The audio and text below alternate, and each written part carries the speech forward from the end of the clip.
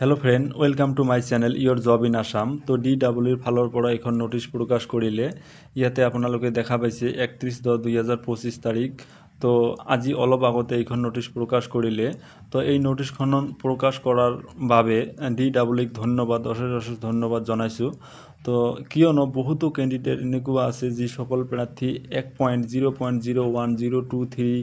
অলপ মাৰ্কৰ বাবে ৰৈ আছে তেওঁলোককে এতিয়া এই থাৰ্ড প্ৰভিজন লিষ্ট বা ফাইনেল যি ৰিজাল্ট আমাৰ আহিব DWৰ ফালৰ পৰা 9 বা 10 তাৰিখে এই ৰিজাল্টটো দিব তো তাতে তেওঁলোকৰ নামটো অন্তৰ্ভুক্ত কৰিব পাৰিব তো এতিয়া মই আহিছো এই নোটিছখনত কি লিখিছে মই আপোনালোকক এবাৰ পঢ়ি শুনাই আছো তো নোটিছখনত লিখিছে it is for information of all the following teachers who have been already appointed to the post of teacher of LP and UP school under the Director of Elementary Education Assam in compliance of the order dated 25/9/2025 of the Hornbill Guwahati High Court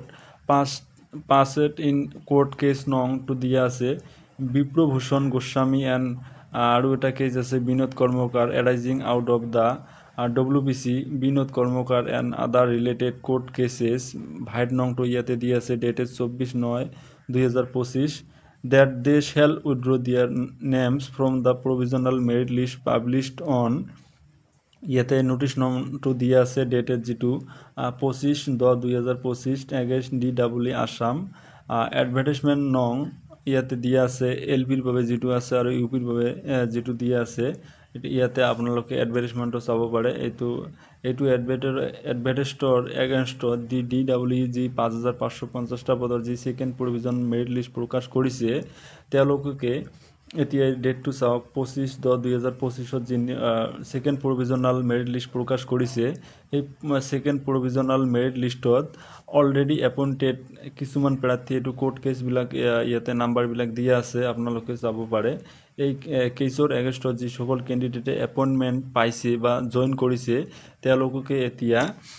DWৰ second provision লিষ্টৰ পৰা তেওঁলোকৰ ক্যান্ডিডেটছাৰখিনি উঠাই ল'ব লাগে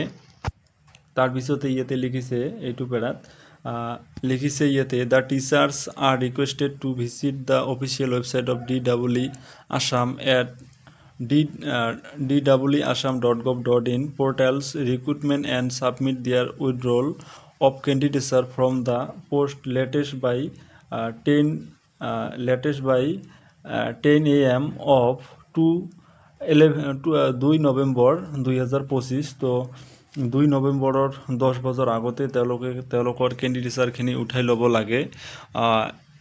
তো মই এই candidate সকলক বিনম্ৰভাৱে অনুৰোধ জনাইছো আপোনালোকে চাকৰি পাইছে আপোনালোকে চাকৰি জয়েন কৰিছে তথাপিও আপোনালোকে ইমানবাৰ নোটিছ দিয়াৰ পিছতো আপোনালোকে কিয় বা ক্যান্ডিডেটছাৰ নিজৰ ক্যান্ডিডেটছাৰখিনি উঠাই লোৱা নাই মই ভাবিব পৰা নাই বা ধৰিব পৰা নাই কিন্তু আপোনাৰ এটো দায়িত্ব হয় আপুনি যেনেকুৱা এটা চাকৰিৰ বাবে কিমান কষ্ট কৰিছিল আপুনি নিজে জানে এটা চাকৰিৰ আজিৰ দিনত কিমান মূল্যৱান এটো এটা বেলেগ এটা লৰা বা ছোৱালী বা বেলেগ এজন মানুহে পাব যেতিয়া তেওঁলোকৰ ঘৰখন বা পৰিয়ালটোৰ কথা আপোনালোকে ভাবি হলেও আপোনালোকৰ ক্যান্ডিডেটছাৰখিনি উঠাই ল'ব লাগিছিল কিন্তু যিয়ে নহওক আপোনালোকে এইবাৰ যেহেতু আপোনালোকৰ নাম আৰু আপোনালোকৰ ফাদাৰছ নাম এইবিলাক আপোনাৰ ইনক্লুড কৰি দিয়া আছে এইবাৰ কিন্তু আপোনালোকে কৰিবই লাগিব নহলে আপোনালোকৰ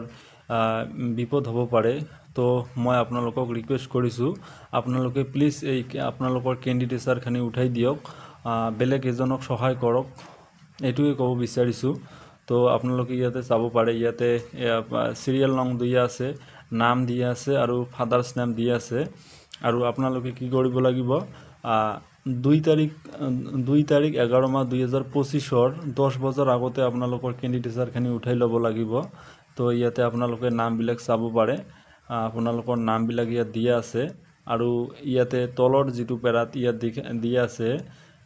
whereas if found that any teachers does not withdraw their candidature voluntarily within the